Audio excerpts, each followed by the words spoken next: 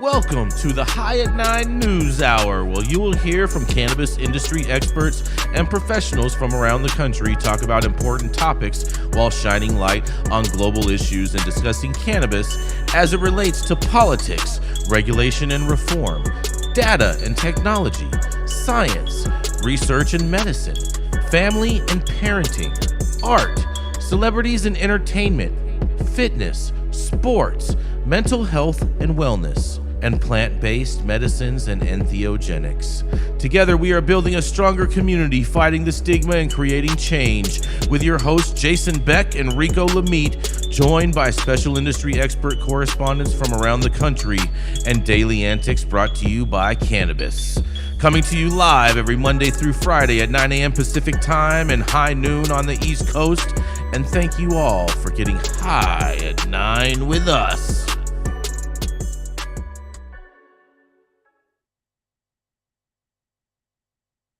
Good morning, everybody. Today it's Thursday, December 22nd. Today is National Forefathers Day, Gretchen.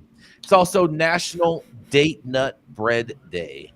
And it is, of course, everyone's favorite day for this reason. It is National Regifting Day. You get to re-gift all those trash presents that you received and then pawn them off on someone else that you totally forgot to get a gift for.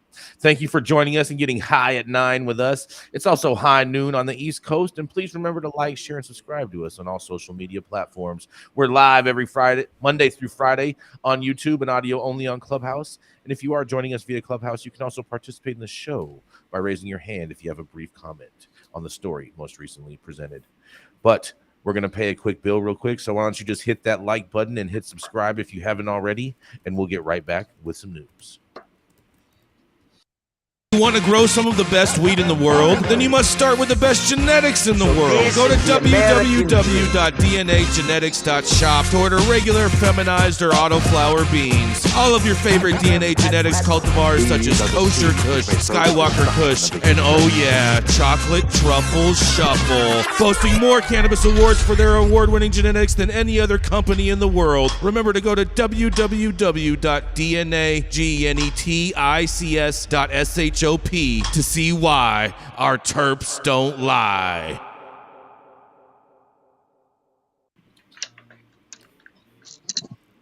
Yes. Nice commercial. Yeah. Man. Oh, yeah. Give me some of those beans, baby. Okay, I'm gonna go get my hat. Yes, we got all the Go and beans. get it. All the beans going on. How you doing, Rico? Nice of you to join us, with Rico. us? Beans on beans. Yeah. You with us How's today? it going, Rico Lamitte? Doing this Yeah. down on the street. Yes, yeah. Yeah, we hear you. We hear you perfect. Are your audio settings set? Technical difficulties over here. Yeah, you sound. I think you're using your MacBook mic and not your actual mic because I can hear the static in the background. No good. No good. It's all about the audio. Yes. Oh, Not man. to add pressure. All right. Well, I guess I'm going to start the story off real quick. I'm going to get it going, you guys. Today, my story comes out of D.C. That's right. Gretchen's backyard. Because even as Congress says no, the D.C. Council found a way to expand legal marijuana sales. The bill approved unanimously by the council dramatically expands the city's existing medical marijuana program. It lifts existing caps on how many dispensaries are allowed to operate and increases the number of cultivation centers that can operate. It creates new licenses for marijuana delivery services, educational offerings like cooking classes, Gretchen, internet-based sales, and on-site marijuana use areas for dispensaries. Basically, what they're saying in that is consumption lounges, and I'm not sure how they're going to have online sales when we have no safe banking, but nonetheless. And it sets aside a large number of these new licenses for so-called social equity applicants, defined broadly as those who are low income or live in low income areas or people who have served time in prison. The bill will also make permanent an emergency measure passed over the last summer that lets people self-certify for medical marijuana. In essence, no more need for a doctor's note in the DC metro area. But the bill doesn't stop there. It also offers the city's many gifting stores, the dispensary-style retailers like the ones, a high-priced sticker price for clothing as a gift. You know, all those gifting stores that operate under the skies of cannabis sales, but they're really selling weed, even though they're selling you a dirty sock. The chance to apply for a medical marijuana license, thus leaving behind the unregulated and illicit gray market, which is often prone to police raids, they say, even though I don't know if I necessarily call them raids. I call them maybe snatch and grabs or something like that. But nonetheless, on its face, the bill is simply a means to expand access to medical marijuana, which has been legal for almost a decade, but it is also a creative solution to a problem outside the city's control. Since 2015, Congress has prohibited D.C. from legalizing and regulating sales of adult-use marijuana, which city officials have long wanted to do. The unregulated gifting market that started with discrete events but has blossomed into a large number of brick-and-mortar stores that city officials say do more than $600 million worth of business each year. Under Initiative 71, approved by the voters in late 2014, it's legal to possess, grow, use, and give away small amounts of marijuana in D.C. What small amount is defined as is anyone's guess, but let's continue. As the gifting industry grew, the city's small and tightly regulated medical marijuana dispensaries and cultivators complained they were losing customers and revenue. Lawmakers responded by loosening restrictions capped off by the vote earlier this year to allow people to self-certify for medical marijuana. That alone more than doubled the number of people registered in the medical marijuana program from 12,000 earlier this year to roughly 25,000 come November.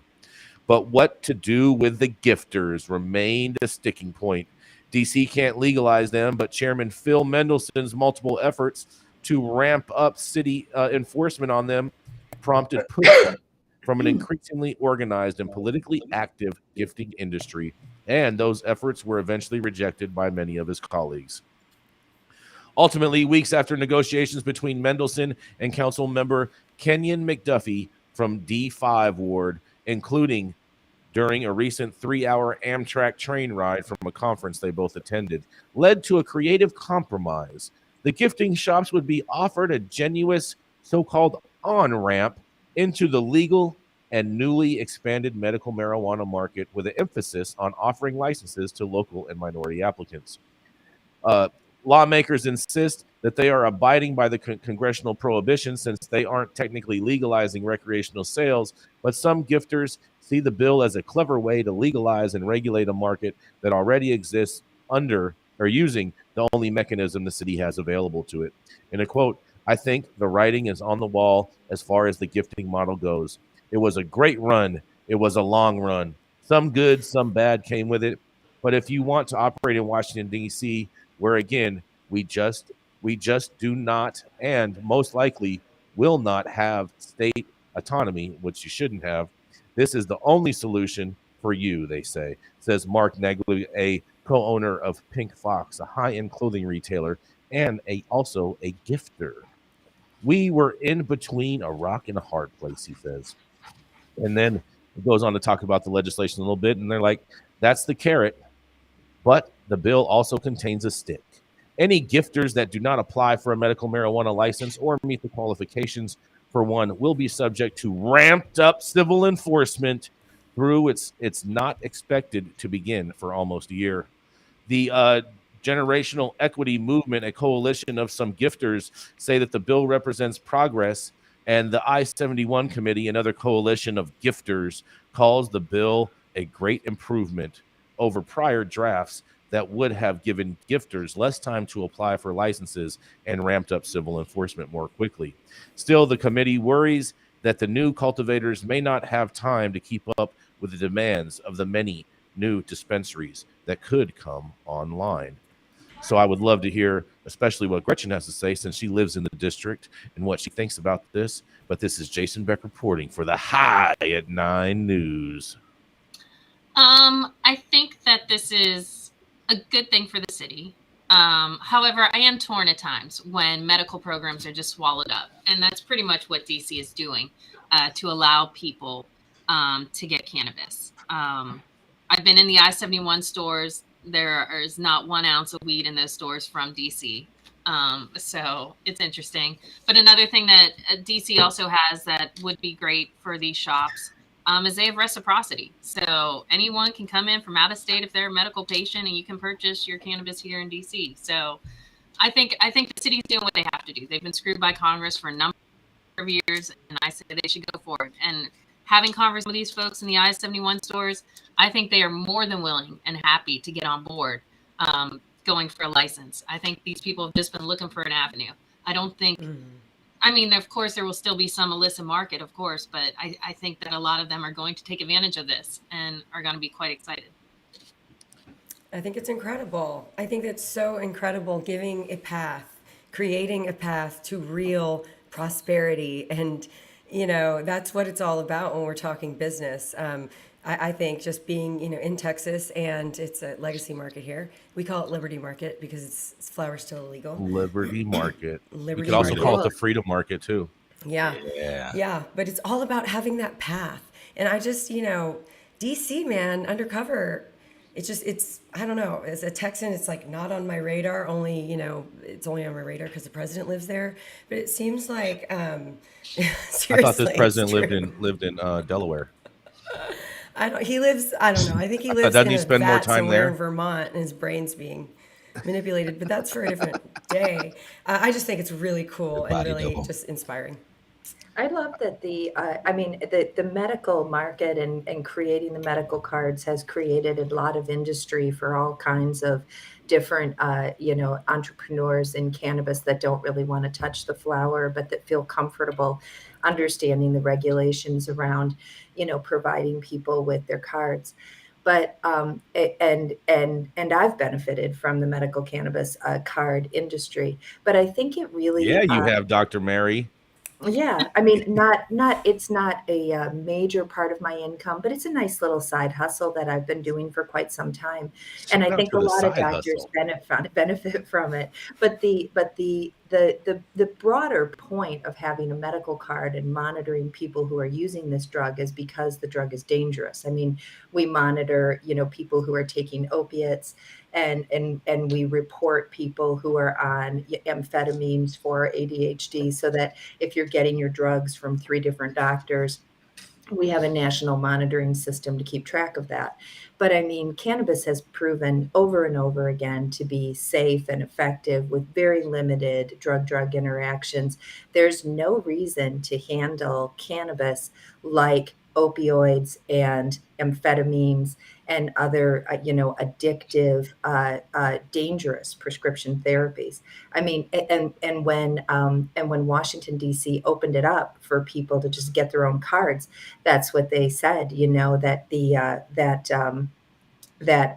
that anybody over the age of 60 who wanted a card would just get a card because they presumed that they had something that was leading to needing the card. And I mean, it's everybody does. They've got a little arthritis or a little sleep or a little mood disorder or whatever, you know, any of those minor conditions that the drug treats very effectively and super safely. It's the right decision to make the product available and try to eliminate some of these medical programs and the restrictions surrounding them. Cannabis is a great remedy for old age too. I think it will also be interesting to see, frankly, where they're going to cultivate all this. If we got to stick in DC, I was going to ask you that, Gretchen. No, there is no metric. There is no metric for the medical system going on in DC. It's all out of town weed. Do not get it twisted. Even a lot of the people that live in DC grow in Virginia and other Maryland and different spots. So cut it out. Simmer down. There are cultivation spots in DC, but I totally agree with you. I've been to a couple, but they're very small. They are very small. So I think you're going to see a proliferation of grows on top of rooftops. No one's going to be growing no booth weed out there like that. How awesome would it be if they actually grew weed on the White House lawn? I mean, I will say this. George Washington grew it. We're going to grow it again. like Michelle Obama. Well, George Washington didn't grow shit. His slaves grew all of that. Don't even. Obama Let's not even go down there. George Washington Exactly. did never touch the fucking You know, plant. It was I all have his slaves' work. I have walked through the national atrium in search of the marijuana plants, and I have still not found any marijuana plants in the national atrium. They Maybe have you should throw some seeds petitioned to when you're put in it in there. there. But They it have is petitioned to federal put it. land. I would Yeah. support Do you have any in the that. I would Smithsonian? Yeah, support it's that. federal land, man. Eleanor It's just disgusting. Holmes Norton has asked for it to go in there before, but it is federal property, so that's why it is not. Shout out to Eleanor Holmes Norton. Big time. Shout out to on that one. gifting in And- DC. Okay, Shout out can I to get a Holmes. No, hell yeah they're for not allowed to gifting gift in anymore. DC? They're not allowed to gift anymore. They're no longer. Well, They're no so longer no, I'm it's sorry, gifters. done Jason, when then? did No, it say that's not that what I this heard. goes into effect? It did not say. It did not say when it goes into effect in the article. Exactly. So, So it's but- all in effect. but it says, but it did say, Exactly. it did say that it did pass by the council unanimously, and Yeah. so I'm going to assume that since that passed, that technically that is the law, and since there is no enforcement for a year, that's Well, going to the give them mayor time. has to sign it. Assuming makes an ass of you and me, Jason Beck. That's Fair Can enough. I remind you? This is the Fair law. enough. and I it's understand. I easy. understand the a government long time. process. I understand the That's a government good process, little and I'm just stating what the government has already stated. I know. I'm Okay. just excited So- about gifting. Okay, so if- and I want it to live a little bit longer. So You're such in the Christmas spirit. I love it, Liz. exactly. Thank you. Thank you. I know. How could they be talking about getting rid of gifting in the Christmas season? But I love the Bob. fact about Sturgis. this is the self certification. Okay, back in the days when there weren't very many doctors to write medical recommendations at all, and back when we had dispensaries in San Francisco, and this was before we even had medical cannabis as a law. So I'm talking 1994 to 1996. How you would get into 1444 Market Street is you would self-certify. You would walk up to the door, Wayne Jessamine would be standing there, and he would ask if you were sick, and you would say, yes, I was, and then you would be let into the door. And that's how it worked back then. Wow. I self-certified this summer when they allowed it. So, and I got my little medical card. Has my You picture on it. self-certified? Did they give you a little token? No, We you get a self-certify. card. You get a Every card. time we walk get a into card. to get booze, we self-certify. Every time we buy a drink, do. we self-certify. Think That's of what we that. do. Think Every of time you buy a know. drink. Yeah. Yeah, man. It's like, oh, I need this.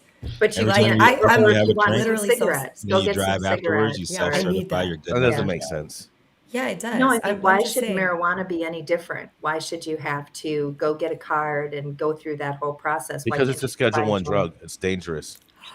Oh my God! Take that thing out of Yes, your I mouth, God. Jason. Oh my God. I totally forgot. Yeah, we're gonna move this along. I do want to make one little announcement that I forgot to make at the beginning of the show. Yesterday we did get a report that the Astor Club was raided. I did speak with the Astor Club yesterday after the show, and they confirmed that did not happen. So that did not happen. The Astor Club was not raided yesterday, according to the Astor Club. And now we're I going to wonder move where it that along. report came And from. just like Coming that, up we next. better Could than be a Fox competing News. club. Coming up next, it's the dope dad himself. That's right, Rico Lamitte. When he is commonly taking cat naps with young little Zozo, you can also find him singing Baby Shark as a lullaby. Yes, and with his Daddy Shark ugly Christmas sweater on today, celebrating some Christmas cheer. We're just kind of going to leave it at that. It is the dope dad himself, Rico Lamitte. Yes, indeed.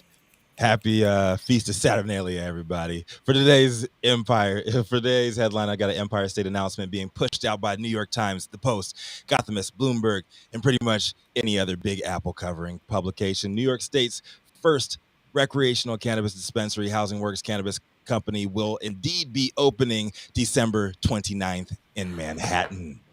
Yeah, go ahead and say it. Go ahead and put it out there. Yeah, I see you out there, Gretchen. Suck it, Jason. Fake looks news. like- Exciting. I'm living vicariously so Looks like hard on the cannabis will be 29th. coming a few weeks early, or excuse me, a few days early for Governor Kathy Hochul. It was announced a few hours after yesterday's show that New York's legal cannabis community will be ending 2022 on a high note, with the first adult use dispensary set to open next Thursday, 2 days before the state and city regulators' own self-imposed deadline. When Housing Works Cannabis Company opens its doors next week in Manhattan, it'll also be a win for the supporters of the New York social equity movement, as they'll be the first mover in that category as well. Per the press release, Housing Works is one of the first recreational cannabis dispensaries to be awarded a CAURD license in the state of New York, with their soft opening scheduled on Thursday, December 29th. The storefront will be operated by the iconic nonprofit with the same name, an organization saying it's dedicated to the relentless advocacy and life-saving services for tens of thousands of New Yorkers in need. Store manager Sasha Nugent was quoted saying, "This is a once-in-a-lifetime moment, and their nonprofit's mission remains as urgent as ever. They're eager to take the lead as a social equity model for America's cannabis industry, specifically with hiring practices and continued support of individuals and communities disproportionately impacted by the unjust war on drugs." The release also announced that all dispensary sales proceeds will be directed to the parent organization, Housing Works Incorporated, which was founded in 1990 with to address the dual crises of HIV/AIDS and homelessness. Housing Works Cannabis Company will be hosting a news conference at 10 a.m. Eastern next Thursday morning, and you better believe there'll be scheduled appearances on the agenda by all involved elected officials ahead of the official 4:20 p.m. opening to the public.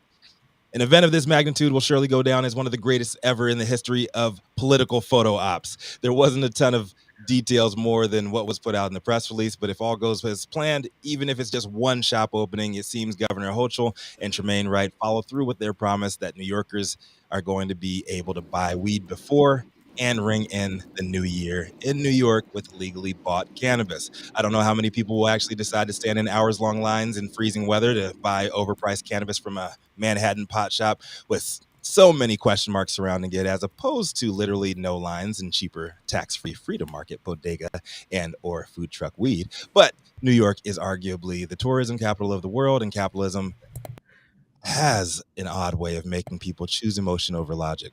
I did the same thing countless times back in my early 20s, every time a limited run of J's hit the market at select retailers.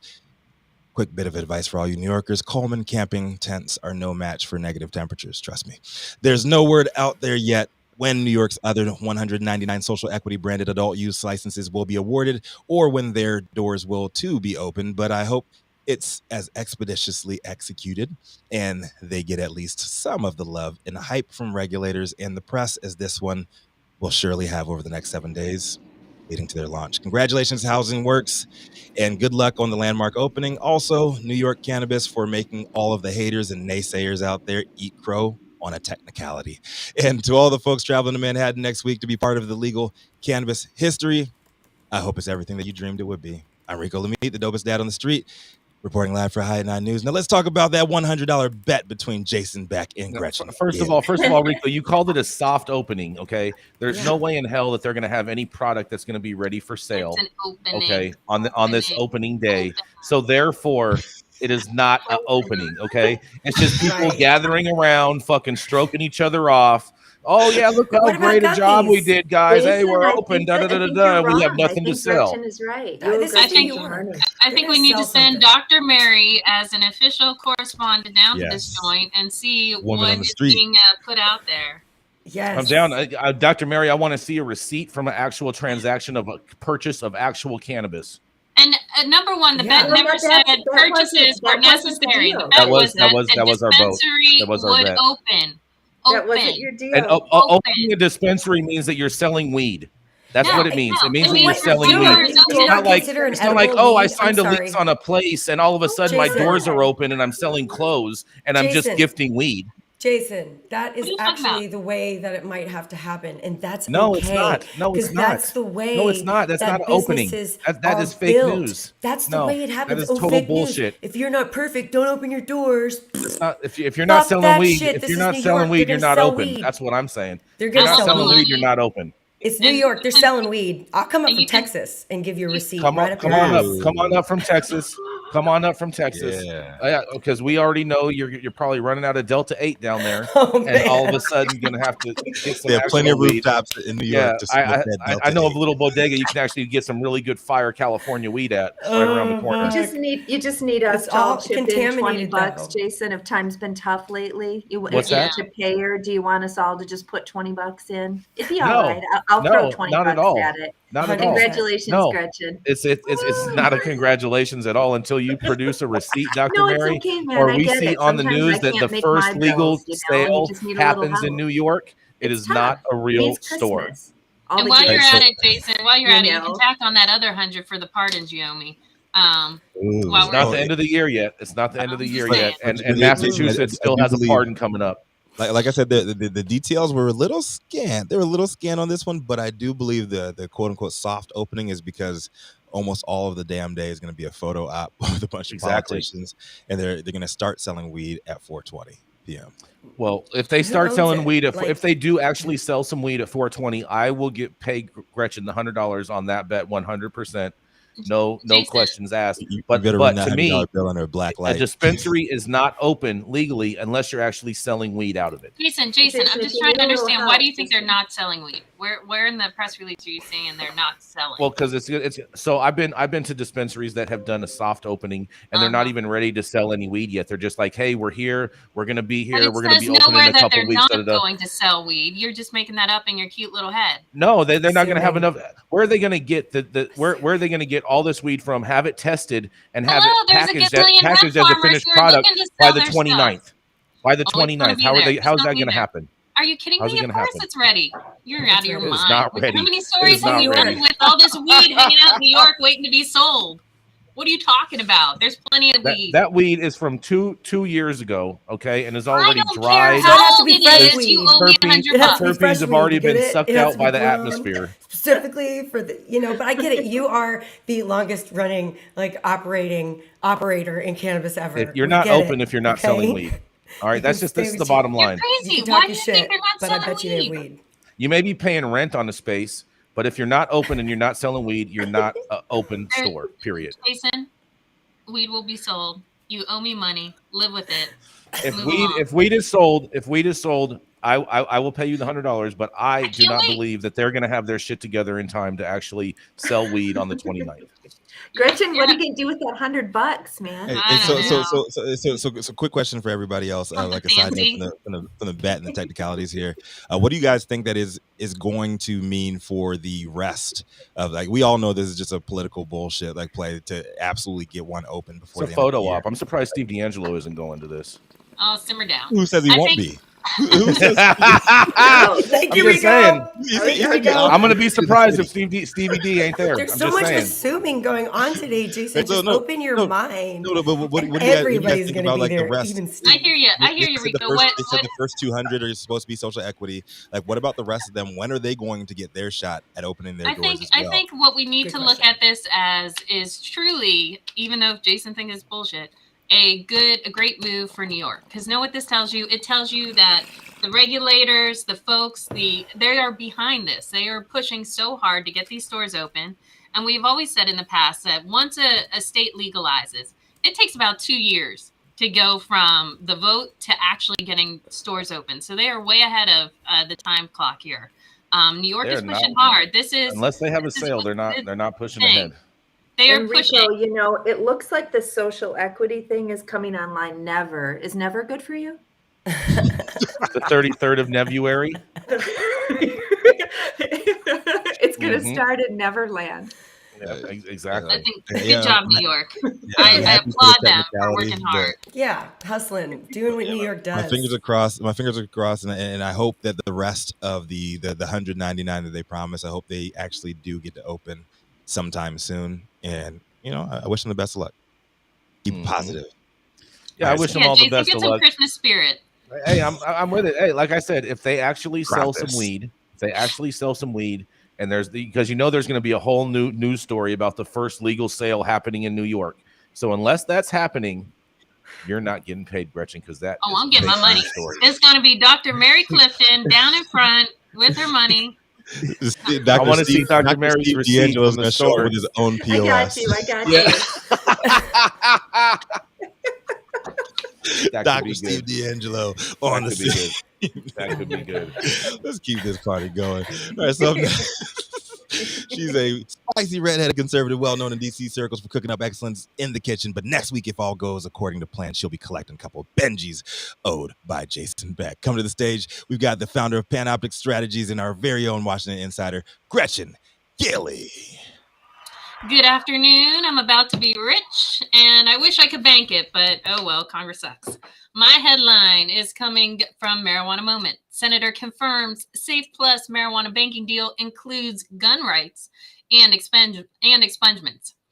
As congressional lawmakers lament the failure to get marijuana banking legislation attached to a large-scale spending bill, one senator is giving details about what bipartisan negotiations over the so-called Safe Plus package entailed, including important expungement and Second Amendment right provisions.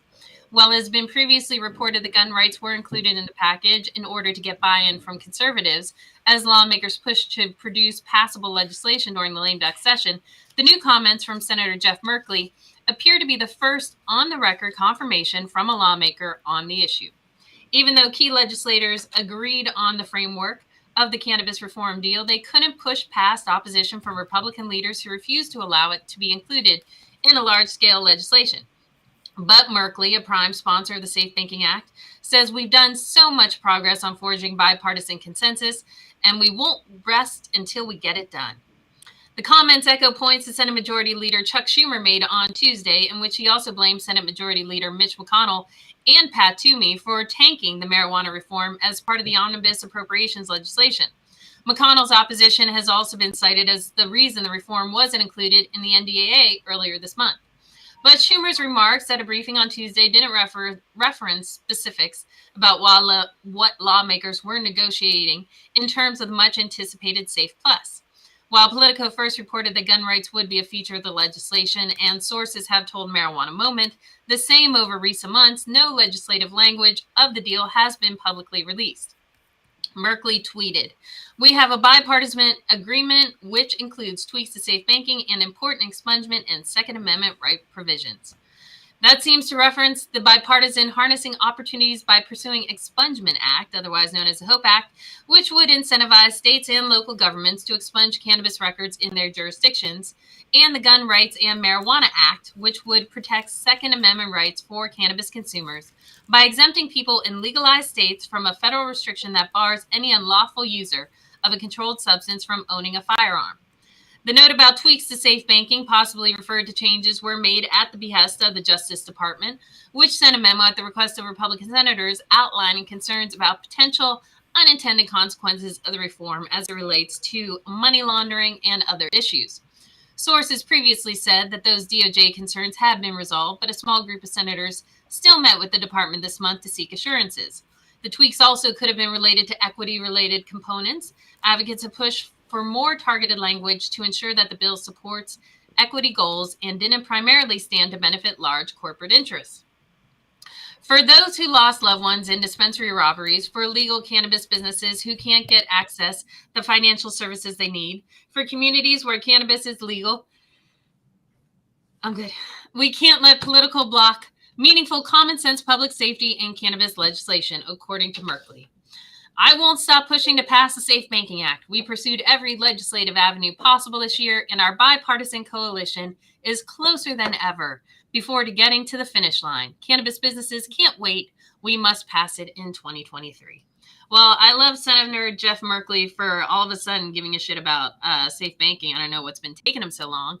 And frankly, if you want to talk about dropping the ball on the goal line, why don't we talk about Chuck Schumer blocking it from the 20 back earlier this year when all he did was care about passing his own legislation instead of one that actually had the votes and could get done. This is Gretchen for High at 9 News. I'm looking forward to some gun rights. I think that's a great thing. I'm hoping this moves forward in 2023, but I will not be making any bets on safe banking anytime soon. This is Gretchen for High at 9 News. This motherfucker's doing the icky shuffle after the clock already ran out. It's ridiculous. All right, exactly. This already dead, man. This is just more of the same from our Democratic electeds. I mean, I'm not surprised. On the Democrats, it's all these congressional motherfuckers, man. It's all of them. They're all trash. Sorry, that's what I meant. All of our electeds, Democratic electeds. I didn't say Democrats. Democratic electeds. Okay, democratically elected people. Yeah, spin there, okay. Jason. Yeah, that was the intention of the comment. So, nonetheless, look at the angry he's coming up off them dollars for you. I mean, bro, I have no problem paying paying bets that I legitimately lost. But unless there's a sale, it's not a store. It's a t-shirt shop. Just saying. Okay. Back to the story. And the weed has to be fresh, okay? Because if it's not fresh, I don't care. It could be 3 years old. I don't care. No, you as said long you as, cared as long when as it you tests said higher 2 than years old, you started 0.03. talking shit. So. As long as it tests higher than hemp, and it's actually weed. Do we think gun rights should be included? Do we think this Hell is something to the should be a part of yes. safe haven? Hell Yes. to the yes. Fuck yes. Fuck Yes. yes. Why are we Rico, even how do you talking feel about them that? taking on gun rights and dumping social equity? I feel great about it because most social like what equity they're doing. programs don't work anyway. This Virginia boy loves his guns. I will always fight for social equity because Get it? You know, always whatever. fight for social equity because it was promised to us. Period. But at the heart of things, like man, like social equity it's a buzzword, and nobody can agree on what it truly means. So I'm always going to fight for pushing it forward, and actually the people that were promised something by these government and assholes, and I'm always going to stand by that. But in the grand scheme of things, it's a buzzword, and when people of color especially ask for stuff from the government, we're lucky if we get 10 cents on the dollar asked for. Yeah, respectfully, I hear you, and I absolutely support that. But I don't like it when my rights are taken away, and my guns are my right. Never. So why are we even talking about social equity and gun rights in the same breath? It's like all it is more just rhetoric. They're windbags. They want to talk themselves into the grave. They all want to hold on to their jobs. They're all fucking egomaniacs. I mean, if we're still talking about Congress, in my opinion, from where I'm sitting, and I'm in Texas. So, Jesus, it's like, why are we even talking about guns in the, when it comes to marijuana? It's a points game. Yeah. If one side wants something, the other side has to get something in return. It's absolute bullshit, and nobody wins. Trade-off. It's just not equal. It's the horse trade. It's not equal. It's a fucking soccer game. That's how it works. We do have Stephen up from the audience in Clubhouse. What do you have to say about this, Stephen? Well, as far as the cannabis and gun rights go, I think it's very imperative.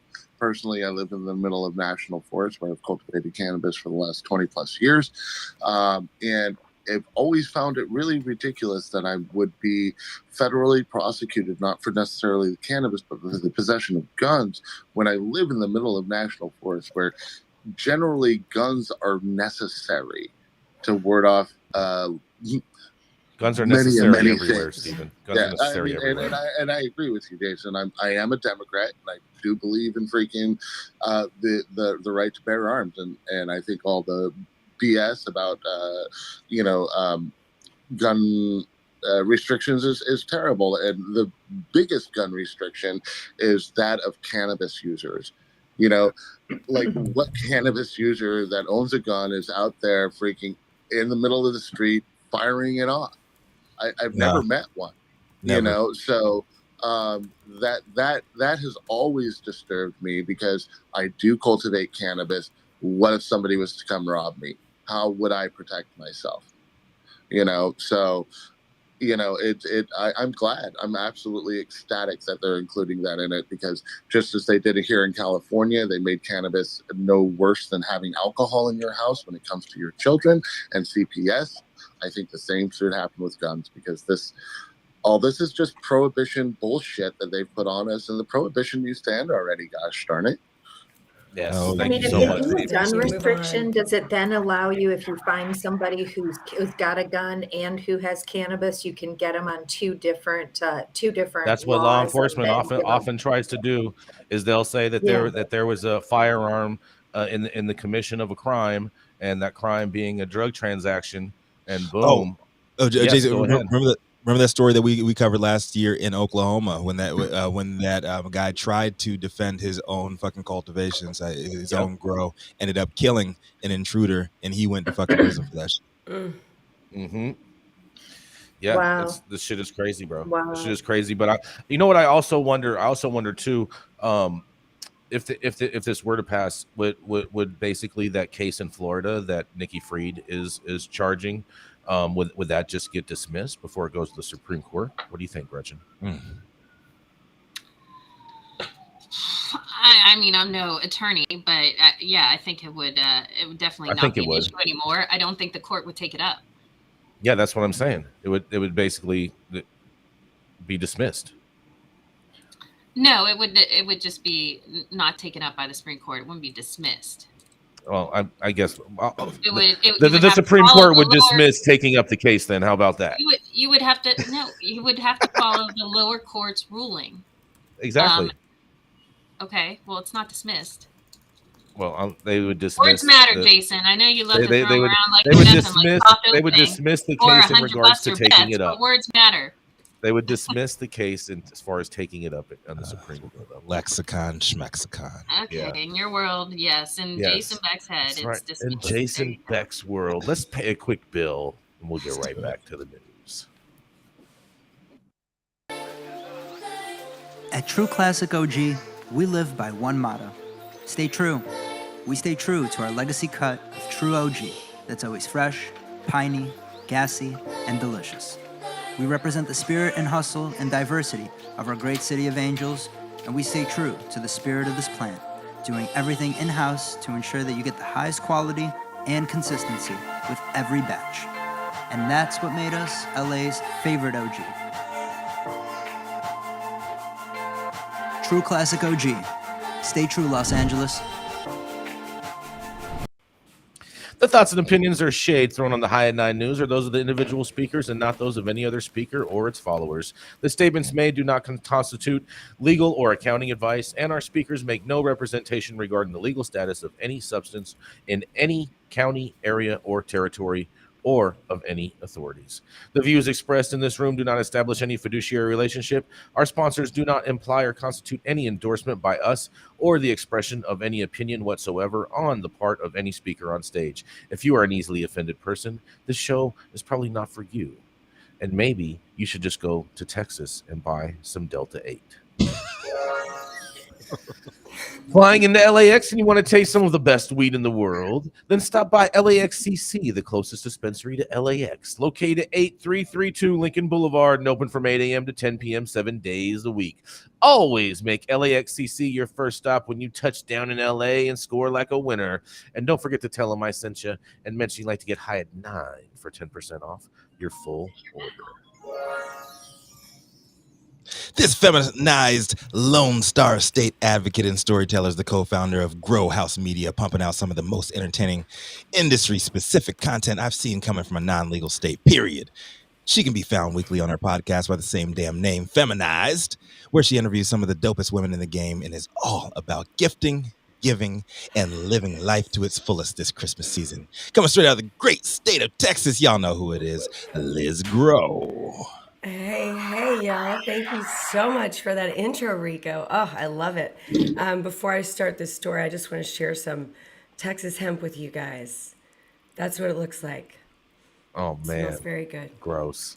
I'm going to go ahead and jump right on into the story that the majority of Texas voters back marijuana legalization, and 3 in 4 support decriminalization, a poll finds. Like, fucking shocker. Majority of Texas voters support legalization of marijuana, says a recent poll that the University of Texas took. Now, the University of Texas takes polls on this issue probably yearly, and the numbers are always high. So I'm not going to bore you with all of them, but the majority, so 72% back decriminalization of marijuana by making the offense by making the offense punishable by a citation and a fine without the threat of jail time. So the majority of Texans want to legalize cannabis or decriminalize cannabis, keep people out of jail, keep our resources from flowing into law enforcement for bullshit possession offenses. And that's really what's happening here. And that's really what we're trying to do as Texans. We're trying to take that back. In 2019, we spent $311 million on the enforcement of low-level possession in Texas. So that's just really fucked up. Every 2 years, we have the opportunity to change the laws here in Texas. We can't put forth a referendum from the citizens if we even have 30 million signatures. It doesn't get to be heard by our representatives or our Senate. Or lawmakers have to write these bills, present them. And so this is happening. This is coming up very quickly in January, okay? So in January 2023. So I'm going to read this, you guys. So this poll is special because it does send a clear message that Texas voters are eager for reform, with 55% saying that they believe that cannabis possession should be legal for any purpose, either in any amount or small amounts. Another 28% said that marijuana should be legal for medical purposes only, while 17 said it shouldn't be legal at all. There's always going to be like that rural, uneducated, group. We have 30 million people in the state. It's crazy. But so what we're really trying to do here is get our lawmakers to put forth smart legislation around cannabis policy. And I will, just hope that you guys do try to follow the Texas story in the new year as the session kind of heats up, because Texas is a big state and we obviously want cannabis so badly. We want all of it in all forms so badly. I mean, we're like inventing shit. Okay. We've got Delta 8, we've got Delta Infinity. I heard there's a Delta 10 coming out. It's insane. Okay. So Texans want full access to this plant. And so this legislative session, a lot could happen. Last legislative session, we expanded the medical program to include PTSD and all types of cancer. So I have my Texas prescription. We don't have a medical card. We have a prescription because we don't protect our doctors who are prescribing this federally illegal drug to us. That's fucking crazy too. But I have my prescription because I was diagnosed with PTSD. So, if anything else, I do hope that we expand the medical program this year. But we have to decriminalize. We have to keep our communities of color out of jail because we know that's who's going in for these offenses. It's just about the data. And it's still very, very sad. I think that you could get a felony for a vape cartridge here in Texas. So, be afraid. Wear your boots, okay, as they say, if you come to Texas. Now, I do want to remind y'all that at midterms, voters in 5 cities had the chance to weigh in on reform, and all of the cities passed cannabis measures on their ballots. And all of these cities had decriminalization. That was the measure, to decrim, to not put people in jail. Well, listen to this. In one of the cities, Harker Heights, the city council voted to repeal. So a small group of people who look the same voted to repeal what the voters said they wanted because they need more information. So that's happening there. So very disappointing. We have an amazing group here in Texas called Ground Game. Ground Game Texas is doing amazing things. They are going door to door and getting signatures so that we can start on that very local level, because we can change laws on a local level. But of course, we still have to fight the small powers that be. Colleen is also another city kind of like, saying, hey, we're not going to do this yet. We need more research. And the voters are like, no, fuck that. So I think they're moving forward. Austin voted to decrim in May, and there's been no pushback, of course, because Austin is like, hello, what the fuck? Give us our weed. But meanwhile, San Antonio, which is the second largest city in Texas by population, and it's closest city to me, I'm kind of in between San Antonio and Austin. They could get the chance to locally decriminalize marijuana in May 2023 after activists announced in October that they were launching signature drive for ballot placement. So I'm super excited to just share this news with you guys and really hear what you have to think about the efforts that are, happening, things that are happening in Texas. And from the outside looking in, it is crazy as it sounds. This is Liz Groh reporting from deep in the heart of Texas, live for High at 9 News. Liz, thank you. We really appreciate you and Stone Slade coming from Texas and always keeping Texas on top of the news here.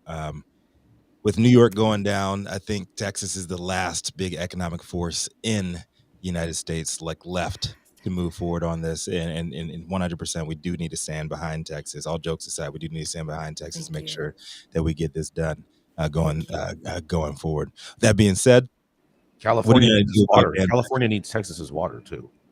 We got to strike a deal. Yes. But There you go. what Let's do a are you guys going to deal. do about what we had Stone talk about this yesterday? What are you guys going to do about Dan Patrick? Because he seems to be the Oh, roadblock in the he way is. of anything going forward. He is. You know, what are we going to do about Dan Patrick? I guess what we could continue to try to do is just raise awareness that we have a hen, or we have a fox in the hen house, as they say. And this motherfucking fox has been there for a very long time. He's from Baltimore. He has ulterior motives. He is not good for Texas on so many issues. However, he keeps getting voted in.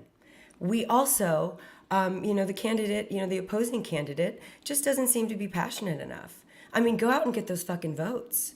This truly is, a life or death thing. And I guess I feel like there's just a lot of complacency in Texas. I'll be real. Those who are woke to the fact that, cannabis is truly a medicine and, is here for us on this earth for us. Genesis 1:29, herb-bearing seed, that's cannabis. Right. Once you believe that, it's like, whoa, this is awesome. But there's millions of people who don't believe that. Yeah, you guys have the most draconian jail sentences for non-violent crimes as well. Like, big shout out to 40 Tons and Freedom Grows, what they've been doing. Yes. And the last two events, last night we were at Green Street, and I did fire off two more letters to prisoners, and 3 of the 4 that I've done in the last couple of weeks were in Texas, and the one that I did last night was a gentleman that's doing 60 years for nonviolent cannabis crime. Like, what the fuck is that? And then they're all from fucking Texas. Just a travesty. 60 years. It's cruel. So Liz, I have to ask a question because there was an issue that came up in the chat. And you mentioned that in Texas that the doctors actually write a prescription for cannabis. Okay. Yes, they do. And so there's a big debate going on whether it's a actual prescription or still just a recommendation that they're calling a prescription. But how do they get around the fact that pharmaceutical drugs that are written in prescription form have to be issued by a pharmacy? And so does the state designate those stores as actual pharmacies, but only for cannabis? Or how does that work in Texas? Yes. So, I think we shouldn't muddy the waters with the way the state operates in the big pharma arena. There's a lot of money pumping through there, and they've got different rules. With cannabis, we have license holders. We're a vertically integrated state. We have 6 license holders in the state of Texas. They won their licenses in 2019. And there are only 2 operational right now. It's a very expensive process. All of them are from out of state, except for one has an in-state founder who has actually just left the organization. So we've got 2 vertically integrated dispensaries, if you will. There are limited locations because the laws will dictate that you have to if you're delivering product to a patient, you have to leave and return the same day. And Texas is so fucking big, you can't serve the whole state. So most of our state isn't being served. I mean, if you're in Austin, you're in luck. If you're in Dallas, Liz, you're in luck. But you can go to a dispensary, but we're in a computer. We're in a system. We're in the database, baby. We're in the TCUP program. And we have doctors who are certified they have to take a program, and then they are able to write a prescription. This is what they're calling it, but it's not a card. So I can't go to Oklahoma and get reciprocity. No, that's not. That's not what I'm asking. Get reciprocity. But I'm just clarifying. I'm just, there may be questions around that too. No. The real question is since you said that they have to call it a prescription, right? Yeah. No doctor legally, federally can write a prescription for a Schedule I drug because there is no perceived medical value. Okay. Exactly. And basically all pharmaceutical drugs got to be issued by a pharmacy. Yes, she so does. So in regards to that, how does Texas have its law crafted? Nick Bailey, you don't know what you're talking about. Okay, I don't know where you're from, but I'm here, and I've been a part of this. No, we don't feed the trolls. We don't feed the trolls like that. You're right. No, you're right. We don't feed the trolls. I love the trolls. The trolls are so entertaining. But it's true. There's a lot of confusion out there. Texas has left our doctors kind of out on a limb and in this gray area of this recommendation/prescription, and Texas has washed their hands of it. So it's not a comfortable thing. My doctor has talked about it. I've interviewed him about it, and it's not a comfortable thing for them. But now they're getting certified in ketamine prescriptions, so they're working in this gray area. A lot of doctors are in Texas. So, but that's how we feed. That's how we feed the beast. The program is set up like that. It's really, really crazy, and it's really draconian, and very confusing. I can understand how you're confused out there. But it's, we're working to make it better. All right. Well, we gotta keep it moving. Totally. Thank you guys. Thank you. For Thanks all for of that. giving me And we're that. going to get some more answers in regards to this Texas situation, guys. I promise you Yes. that. America But got coming up questions. next, she's an integrative medicine internist and a two-time best-selling author, the CEO of Balanced Medicinals. Dr. Mary joins us today from NYC. She does the research and converts it into effective treatments so you don't have to. When she's not treating patients with alternative medicines, she can be found in front of her video camera cooking or walking the Upper East Side because she's out there in Manhattan shopping around at trap stores in the corner and little bodegas getting all the fire. That's right. It is Dr. Mary Clifton. Thank you for that introduction, Jason. I have a what should be considered a groundbreaking survey completed off of 5,000 participants this August, and the results were published in addition to other places in Marijuana Moment. States with legal marijuana have less underage use and impaired driving than states where marijuana remains criminalized. This is where in states where marijuana remain criminalized, we see people initiate cannabis at a younger age, 4 months younger than in states where it's legal recreationally or medicinally. They consume more frequently, like 7.9 times a week compared to a little under 6 times a week. And they drive while under the influence more often, according to this study. This was done by the Cannabis Public Policy Consulting, the CPPC, and it should be noted that they support Marijuana Moment through a monthly pledge on their Patreon. They looked at public health outcomes in 25 states and collected data from 5,000 surveys, and found that these differences were present. Going over them each in detail, the average age of initiation in illicit states is 16.7 years old compared to 17 years old. And while that's not a huge difference, the researchers point out that the difference of 4 months earlier in cannabis use could very well represent a critical part of youth development. It's also another key finding concerned frequency of use for those among aged 16 to 20. Consistent with the initiation, young people living in illicit states used marijuana more frequently, basically every other day, 13.6, which is nearly double the 7.9 average in medical, and also higher than the 9.5 in recreational states. So quite a bit more, 13.6 in illicit states, as opposed to somewhere between 9.5 and 7.9. So 5 days less of cannabis use in people from regulated states compared to illicit states.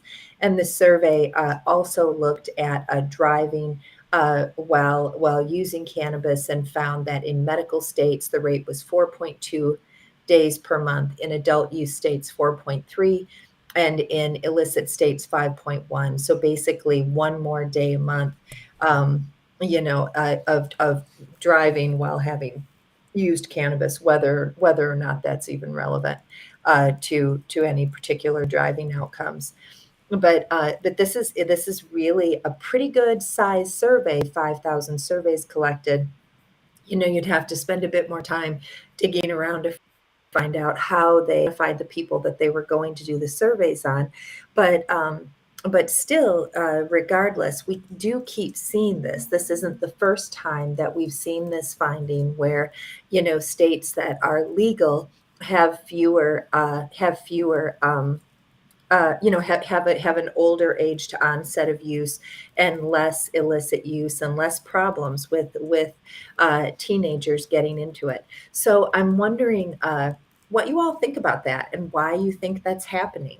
You know, I mean, it just seems like if it was legal, everybody could access it more readily because it's just available in more homes than I always think of kids getting into drugs by like running around the Christmas party and taking a little sip off of everybody's champagne from the side table, you know, and that's how kids find out about alcohol in a lot of cases. So I figure the same thing must be happening with cannabis. I mean, what do you guys think? Why is it that people that are in these, you know, regulated situations are actually experiencing less bleed over into the teenage population? I think kids don't want to do what their parents are able to do. I think that's why we've definitely seen the lower numbers in the legalized states. That folks just are. The stigma is going away. It's not this wonderful taboo thing to fight the man anymore. And, you know, if you can just go and get it in your local dispensary. So I think that's definitely why younger participants have not been entering the market in some of these legal markets. I mean, there's certainly still the same number of people who are dealing with addictive issues. It isn't like we've corrected that gene problem or we've corrected parenting patterns that contribute to, you know, some childhood trauma. So I don't, you know, it's not that the problem is going away, but I mean, they're still drinking alcohol and mom and dad have been drinking alcohol for years. I can tell you what I think attributes to that number, Dr. Mary, What is do you the think? fact that a lot of these kids don't have a lot of the money to go and shop in the regulated stores. So they're saving money by shopping on the trap market because it's overtaxed and overregulated, and they can exactly just go and buy it in the free market and not have to worry about going to the regulated market, and now they're not part of the data. Yeah, that's where I think you'd have to be really careful with how you're collecting the data and who you're asking to complete this survey, because these kids they might not want to admit that they're smoking in a regulated market when they are, because they don't want to get busted for smoking illegal weed. So unless you're being really careful with your data collection and the kid doesn't think that his email is going to get diverted somewhere and then he'll get busted or she'll get busted, maybe that's, you know, maybe the kids are not being quite as truthful and straightforward in a regulated market. Dr. Mary, where are these numbers coming from?